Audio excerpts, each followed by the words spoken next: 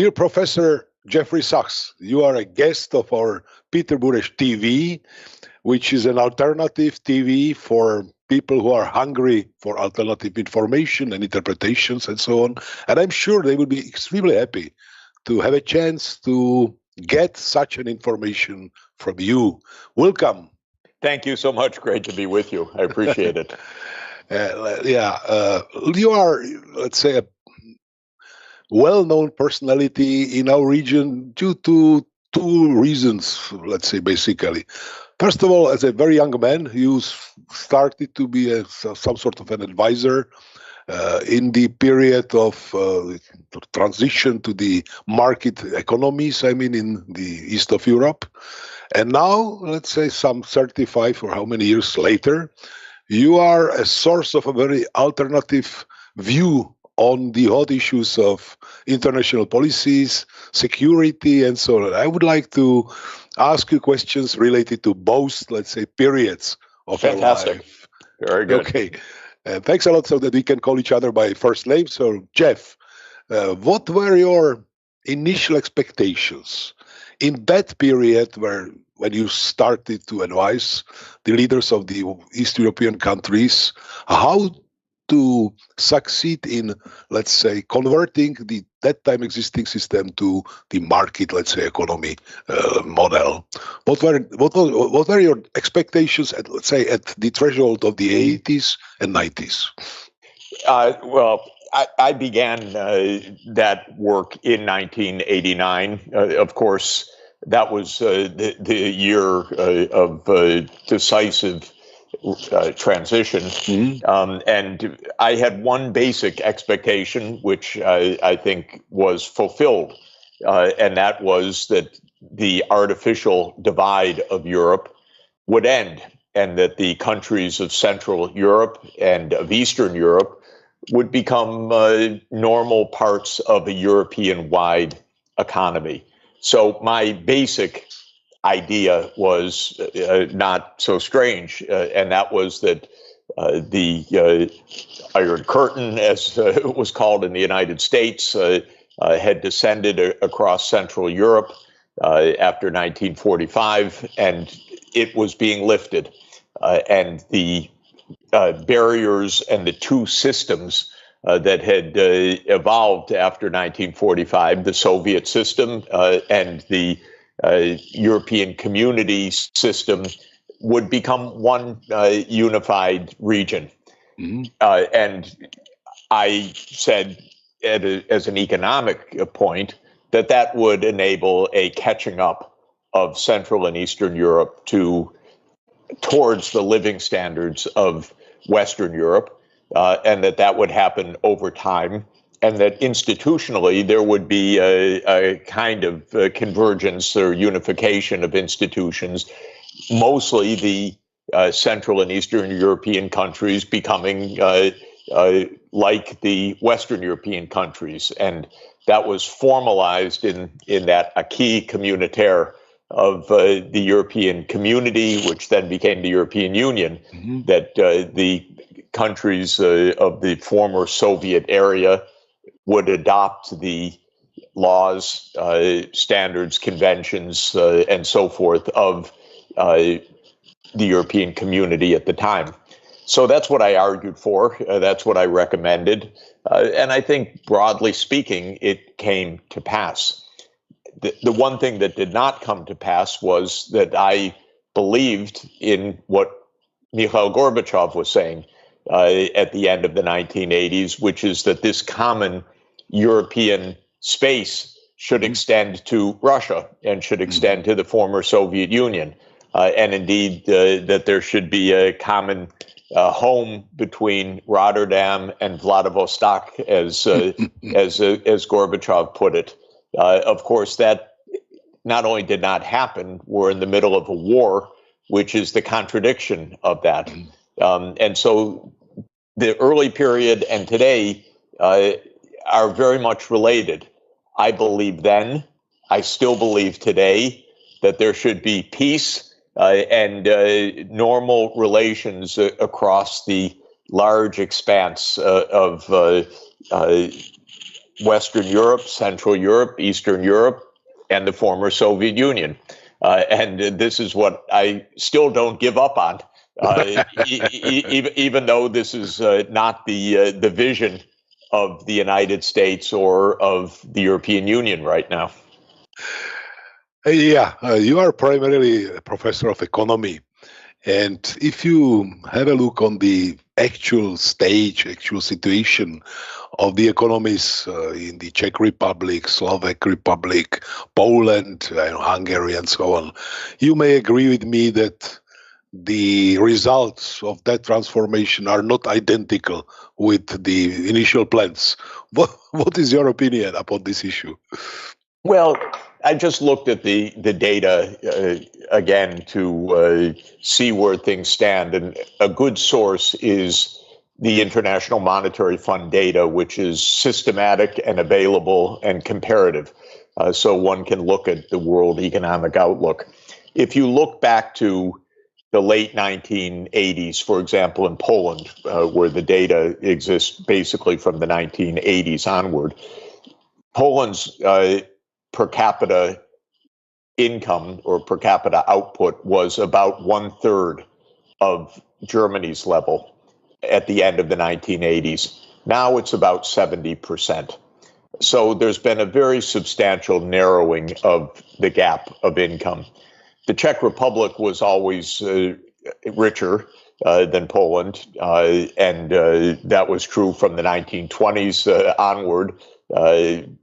Czechoslovakia was a quite industrialized, high technology economy pre-World War II. But also, of course, the data are not easy to get exactly because of the division of Czechoslovakia. But let's just say, starting in 1995, according to the IMF data, the Czech Republic was about 50% of the German level per capita. Now it's about 70-some percent, 75% or so.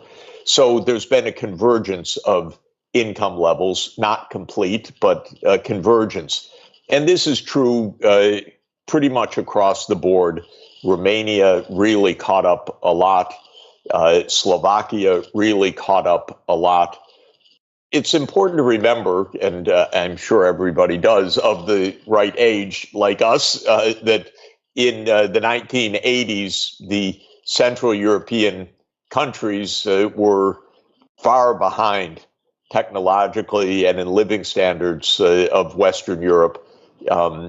And in some cases, especially in Poland, were in a catastrophic mess, actually, huge debt crisis. That's true. And so forth. So I think what we've seen is a lot of convergence. Of course, Prague is, a touristic boom city of the world,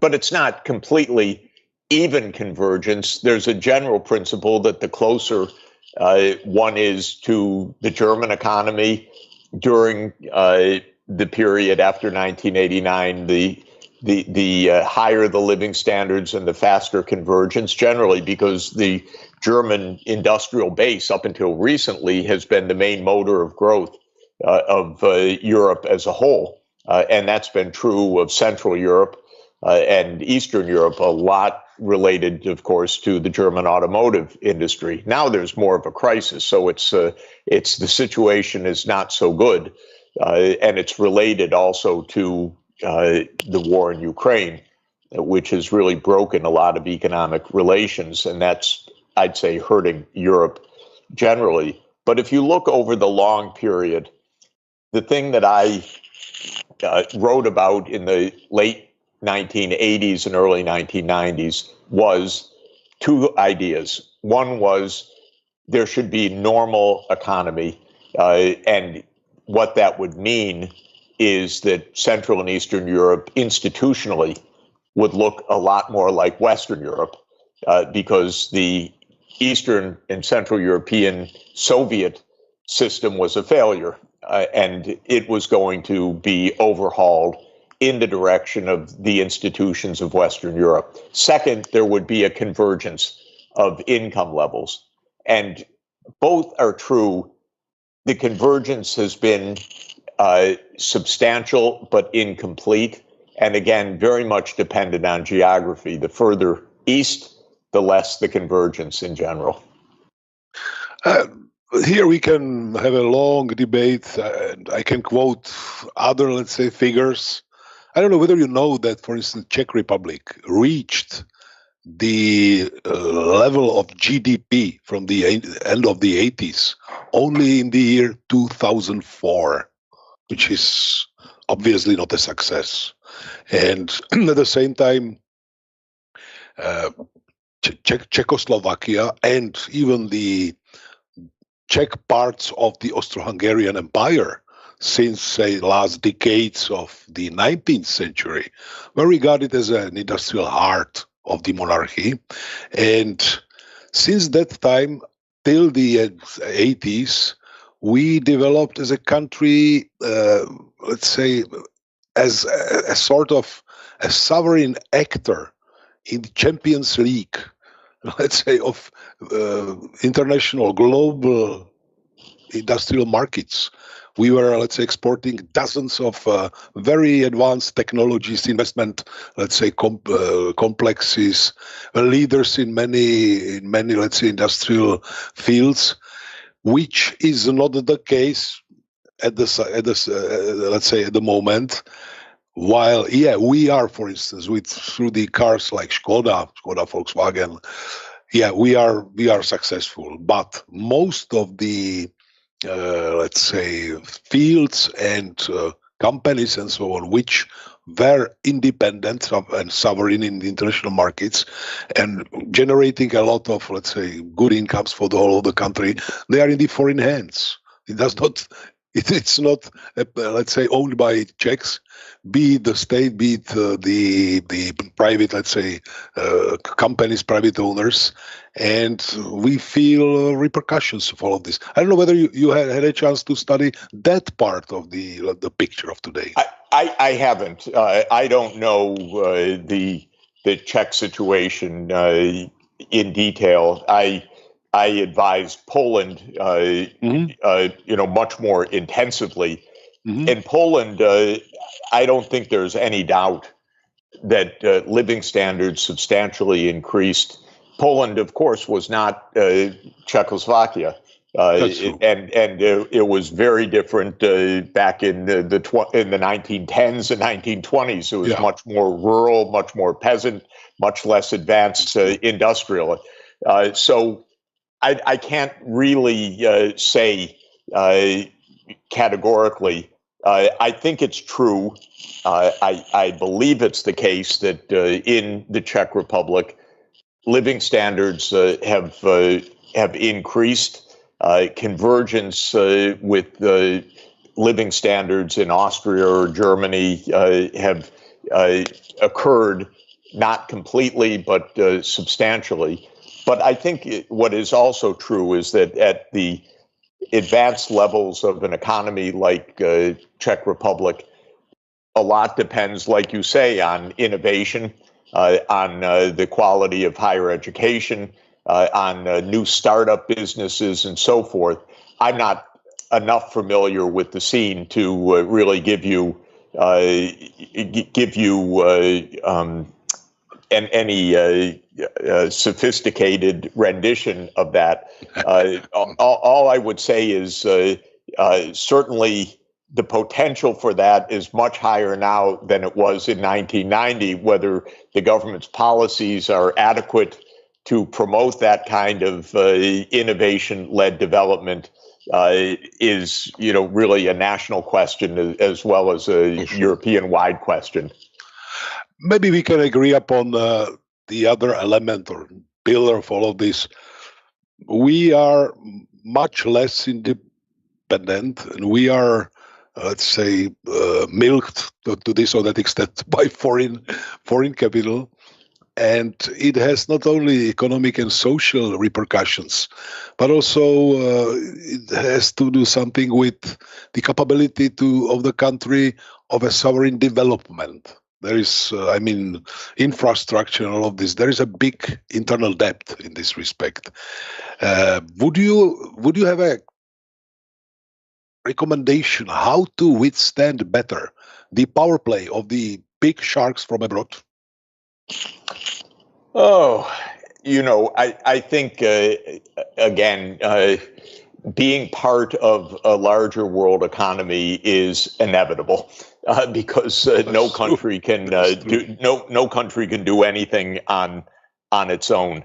Uh, I think the big mistake that Europe is making, the overwhelming mistake that Europe is making right now, is the war with Russia, the breaking of relations with Russia, the complete subservience to U.S. policy, which I find absurd and very, very bad for Europe. And at a national level, no doubt the quality of higher education and the scientific community is essential.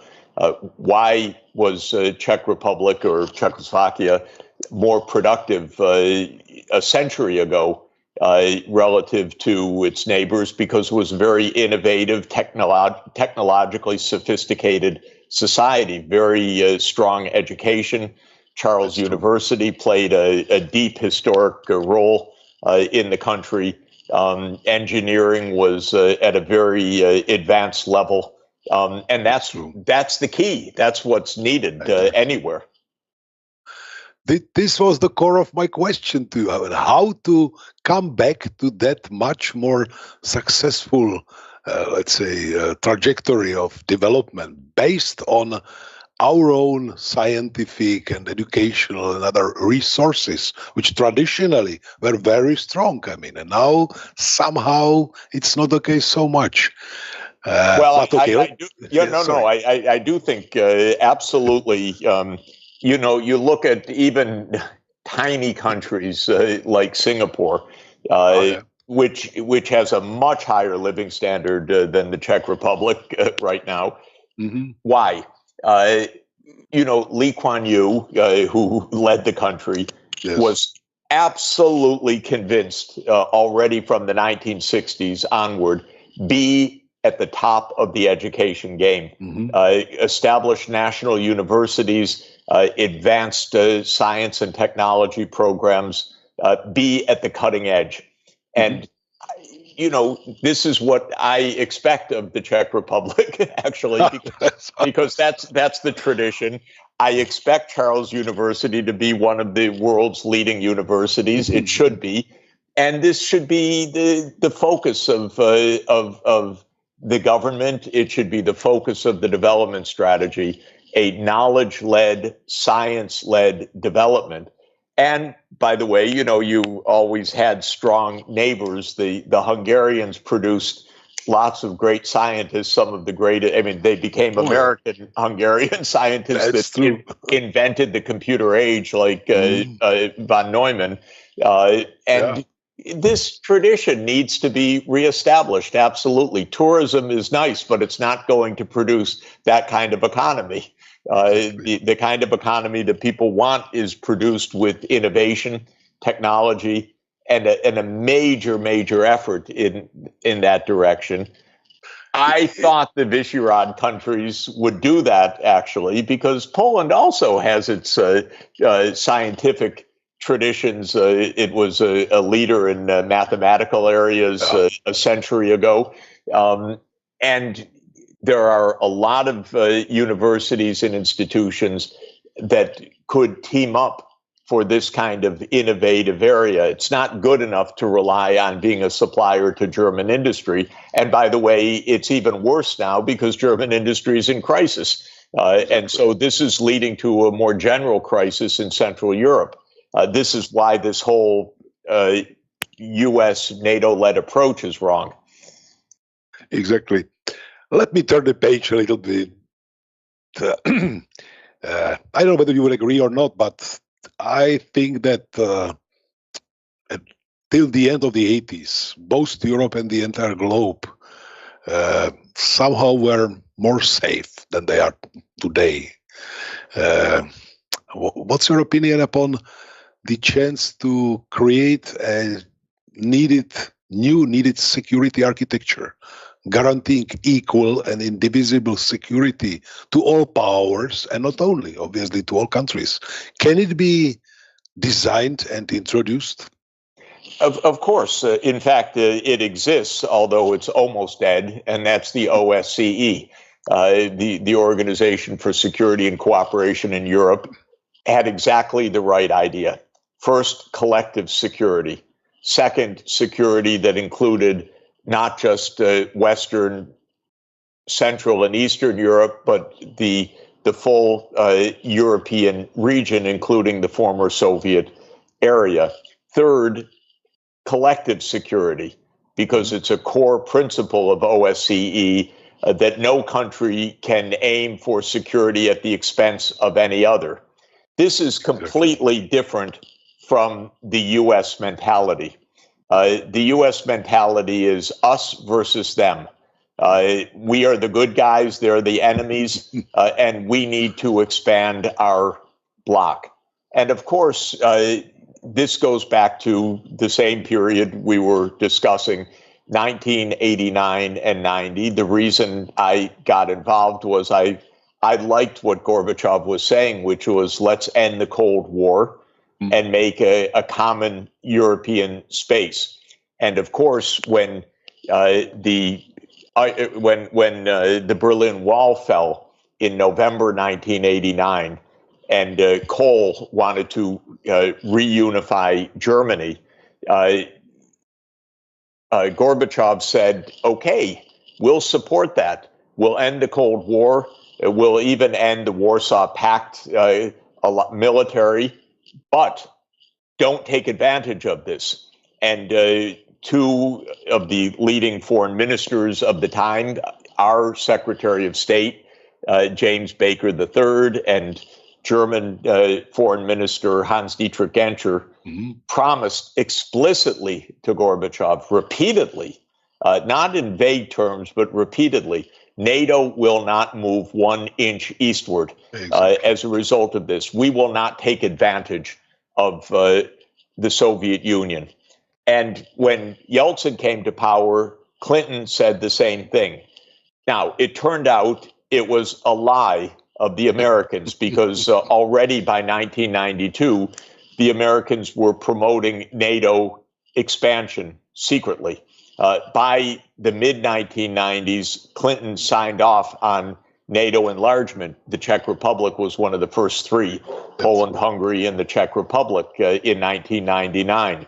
But it didn't end there, because the U.S. strategy was to continue to expand NATO, not only to Central Europe, which Russia was not happy about, but was not profoundly unhappy, because the Czech Republic does not border Russia. And this was not a deep security issue, but it was a lie and it was a cheat. But then in 2004, Bush Jr. expanded NATO to 7 more countries. And this time it was the 3 Baltic states, Lithuania, Latvia, and Estonia. It was 2 countries on the Black Sea, Bulgaria and Romania. And it was 2 Balkans countries. It was Slovakia and Slovenia, actually. So that was 2004. Then Gorbachev said in 2007, stop, no more. And, Putin, you said Gorbachev. Putin said it. I'm sorry, Putin. Excuse me. Yes. Thank you for correcting me. But Putin was just channeling Gorbachev. Gorbachev had said the same thing. So Putin said at the Munich Security Conference, "You cheated, you lied, you told us no expansion. Stop now." Now, George W. Bush Jr. was not the brightest president we ever had, and his vice president was really absolutely one of the worst politicians we ever had in the United States, Dick Cheney. And they decided in 2008 to expand NATO to include Ukraine and Georgia. This is an old idea. It actually goes back to Palmerston in Britain in the 1850s. Surround Russia in the Black Sea, Exactly. and Brzezinski had the same idea in the 1990s. So they decided to play out this scenario. This is the U.S. security state. We can trounce Russia. Russia's a second-rate country. Maybe it will even break apart, because that was also part of the deep state plan, that since the Soviet Union had disintegrated, well, Russia would also disintegrate. And they even talked openly, these politicians in Washington, about a European Russia, Siberian Russia, and Far Eastern Russia as three separate entities. Well, I don't think the Russians like this very much. This was taken as a direct threat to Russian security. And at the same time, the United States abandoned the anti-ballistic missile treaty in 2002, and it started to place Aegis anti-ballistic missiles in Poland and Romania starting in 2010. And Russia said, look, that's a few minutes from Moscow. What the hell are you doing? You're directly threatening us. NATO enlargement, missile placements. This is supposed to be the end of the Cold War. It's the opposite. And then in 2014, the United States worked with really right-wing Ukrainian paramilitaries to overthrow the Ukrainian government in February 2014. So this was a coup in broad daylight that the United States actively abetted and supported. And for Russia, this is just completely a threat to Russian security. So we laugh at Russia. Oh, we're peace-loving. Well, the United States isn't peace-loving, it's power-loving. And the United States wanted to expand NATO. It overthrows governments. It expands its military placements. This is NATO. NATO is not an alliance. NATO is a U.S.-led military operation. And Russia said no. So the war started with Ukraine 10 years ago, and it's been escalating since then. And it's extremely dangerous. Exactly. I am reading with great interest also your articles about similar danger vis-a-vis China. Could you share with us some ideas upon this issue, that I think another big danger is growing in that region? It's the same idea. In fact, it's explicitly the same idea. If you read the things that the U.S. government actually writes about security, defense, so-called, and foreign policy strategy, the key idea is what they call primacy, that the U.S. should be the most powerful country in every region of the world, not only the most powerful of a world power, but the most powerful in every region. It needs to dominate. So in Europe, it needs to dominate Russia. That's what we've been talking about. In Asia, it needs to dominate China. Well, good luck on that. China's 1.4 billion people, a very sophisticated society. And strangely enough, China does not want to be dominated by the United States. China has enough memory of what foreign domination has meant. The British behaved abysmally in China, and the Chinese see the Americans, rightly so, as part of that Anglo-Saxon mentality. Remember, the British invaded China in 1839 to force China to accept opium. It's amazing. It's like as if the Colombian cocaine cartel invaded the United States to say you have to open your markets to Colombian cocaine. That was a brilliant comparison. Brilliant comparison. Oh, but this is exactly what Britain did, and China. They don't forget that. And now, what this has practically meant is that starting around 20 years ago, but really 10 years ago intensively, the United States strategists, if you could call them that, said China's rise is a threat to the United States because China's a big country. And so we have to take measures to stop China's rise. This is a kind of insanity, actually, because it's exactly what leads to wars. It's not the business of the United States to try to stop China's rise, but that's precisely what they are doing through unilateral tariff measures, blocking China's exports to the U.S., blocking American investments in China, taking measures like this stupid one last month where the U.S. Congress voted that TikTok has to either close or sell its operations to an American company. The U.S. went after Huawei, which is an excellent company, very innovative, very dynamic, and that's precisely why the U.S. attacked it, because it was too successful. The U.S. has stopped the sale of advanced semiconductors to China. The U.S. thinks this is normal, but the most dangerous point is the U.S. is doing in Taiwan what it did in Ukraine. For Ukraine, this is core Russian security. For the United States to say we're going to move our military into Ukraine is a direct and immediate threat to Russian security, a point that Putin has made for basically 20 years.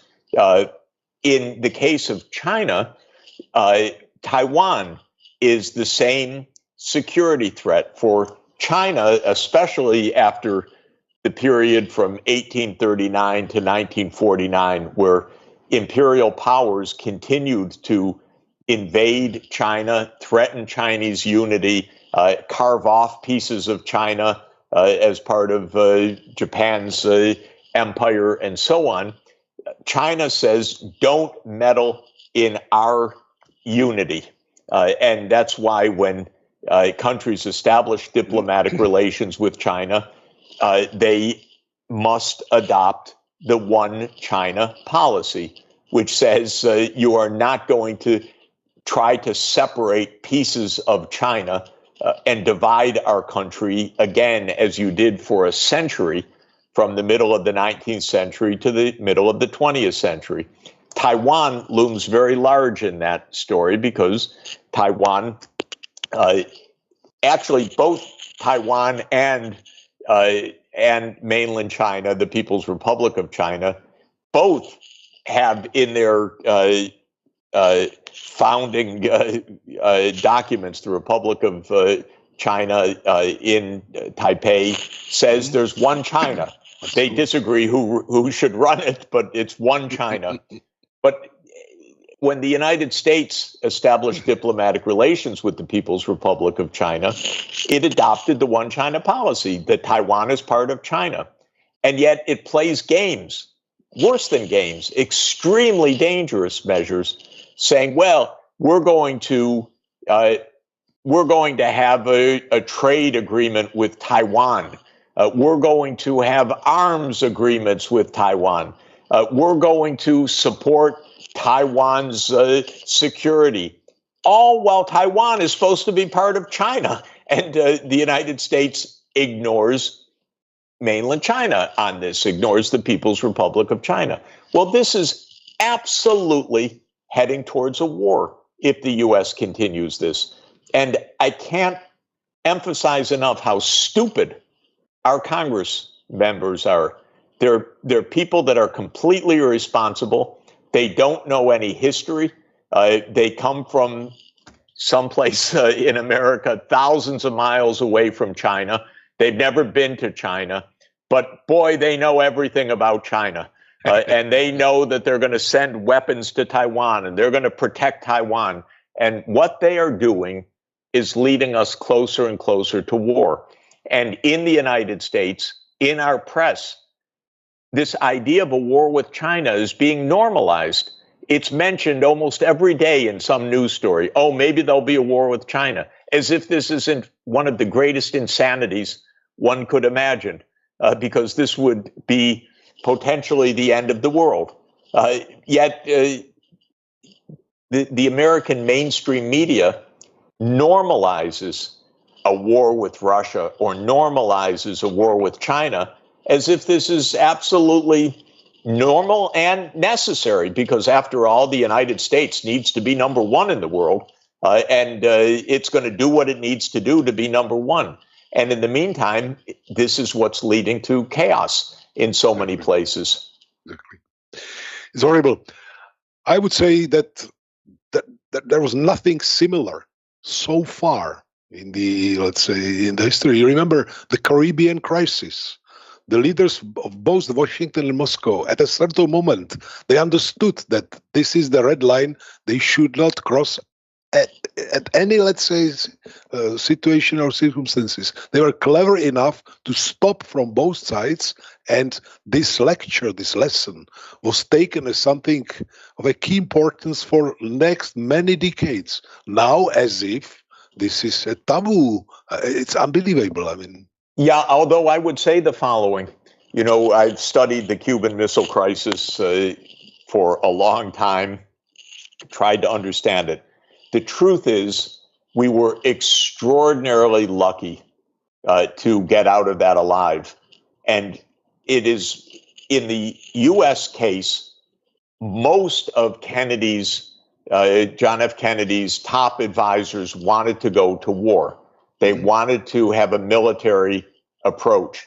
It was almost only Kennedy and a couple of others, Adlai Stevenson and a couple of others, said, no, we need a diplomatic way out.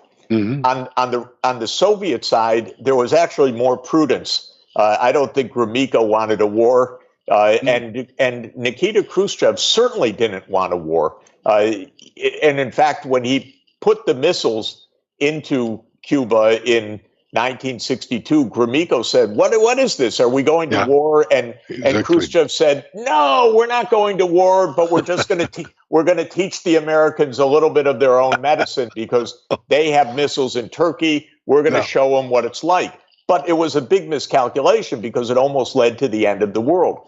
But Khrushchev and Kennedy had the sense to pull back. But I'm not sure that our politicians today have that sense. Honest to God, I have to tell you, there are so many stupid and irresponsible American politicians. You can't even believe it. They don't care about war. They talk about war as normal. They want to send so many Ukrainians to their deaths because they even say the Ukraine war is wonderful. No Americans are dying, as if 500,000 Ukrainians aren't enough dead, and as if the risk of nuclear war isn't great enough. So I'm very worried.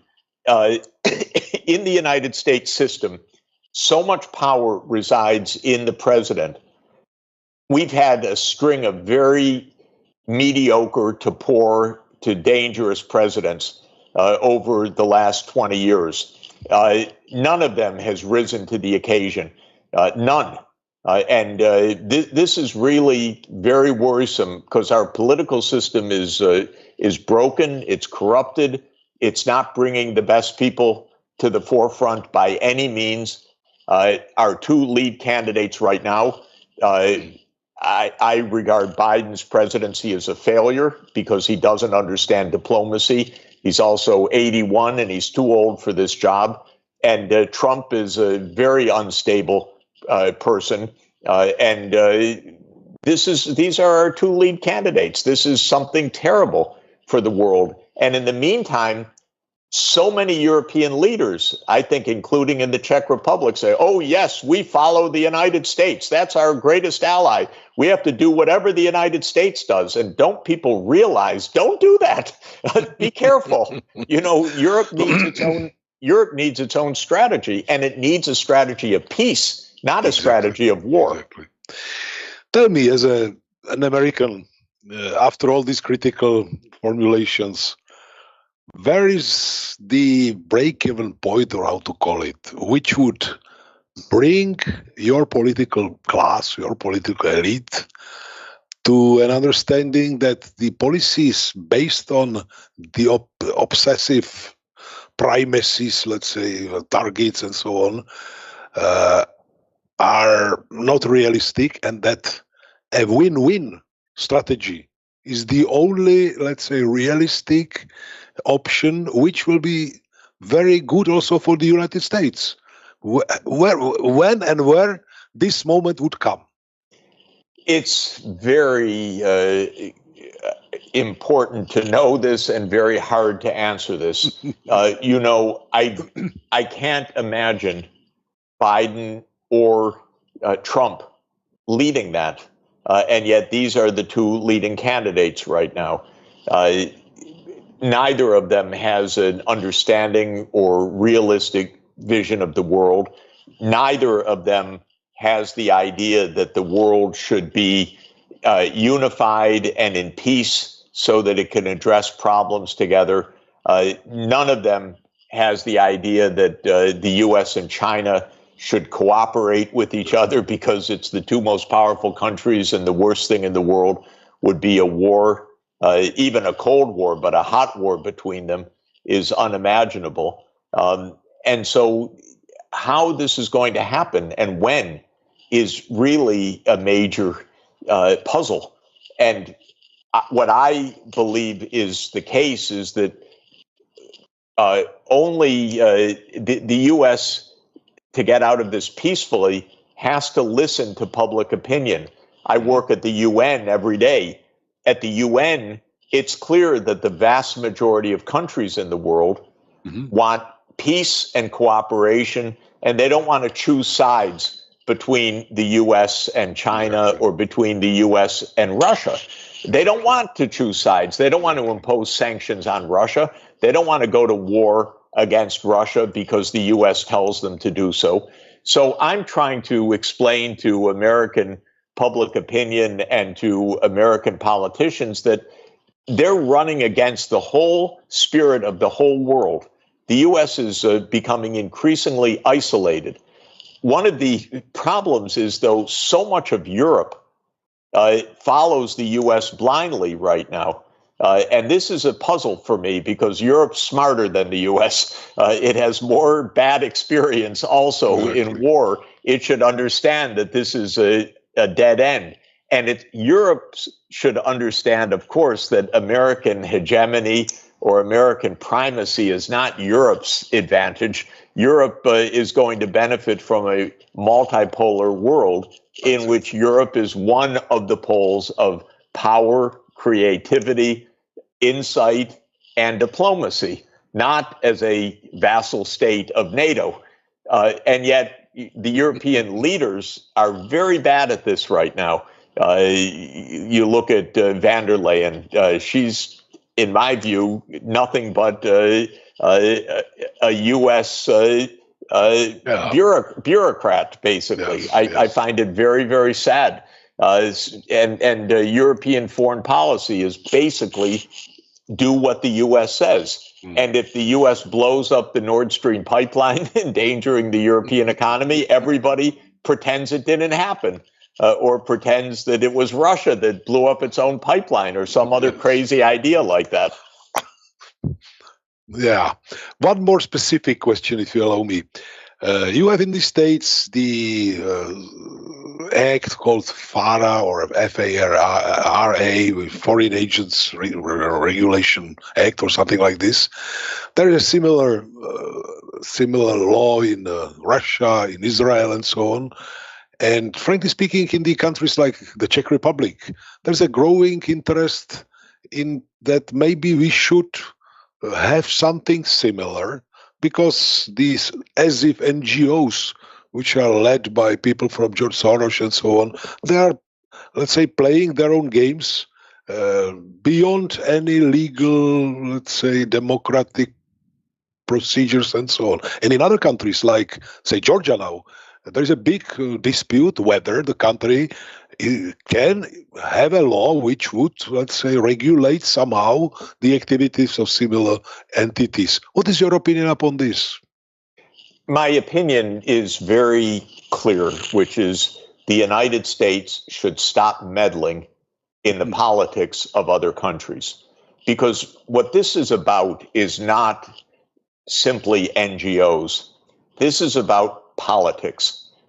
This is about U.S. money, official and quasi-private, because even these NGOs are aligned with the U.S. government.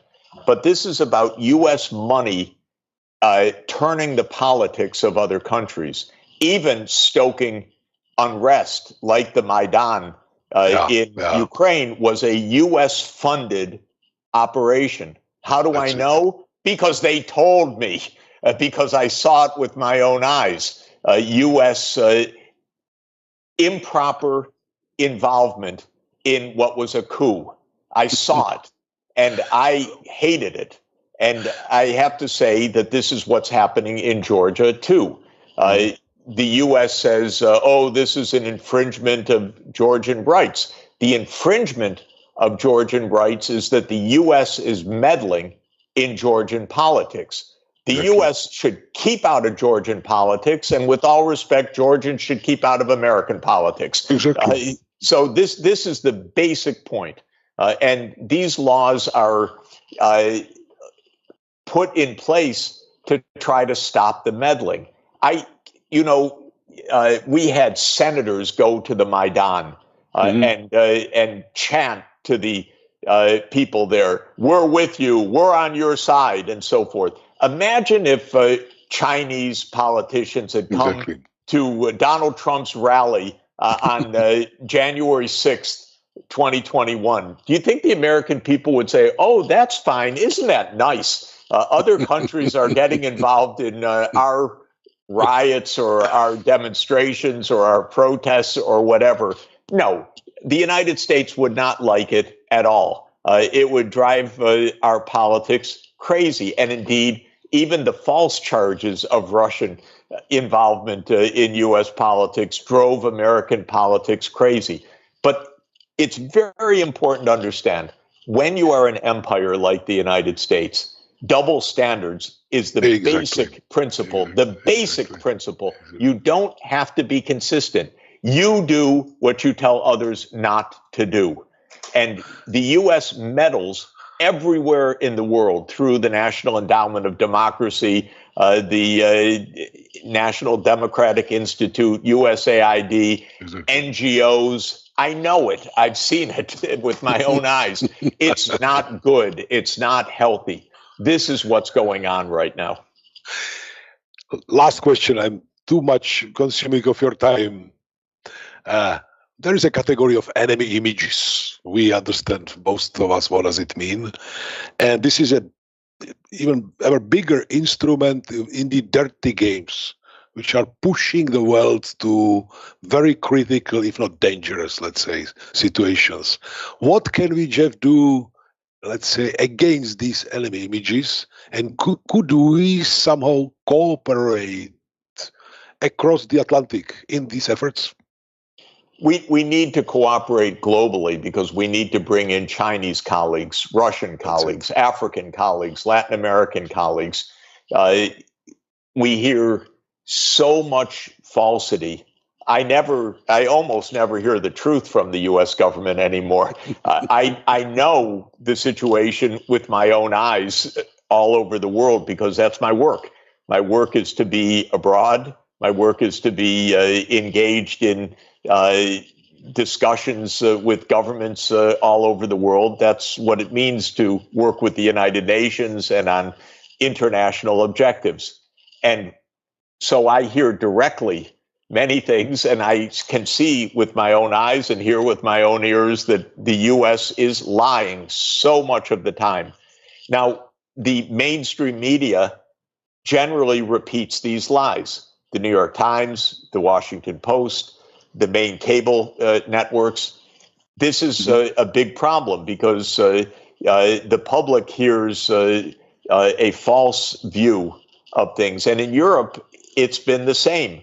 Exactly. Ever since the Ukraine war broke out, if you say anything that says, well, there's a background to it, there's a history to it, there should have been peace, this has to do with NATO, immediately you're branded, you're a Putin apologist, you're a fool, you get on Ukraine's hate list, many things, all to shut down debate. Same thing is happening with respect to Israel right now. Israel is committing terrible war crimes, I believe genocide. But if you say so, oh no, you're violating every standard, every norm.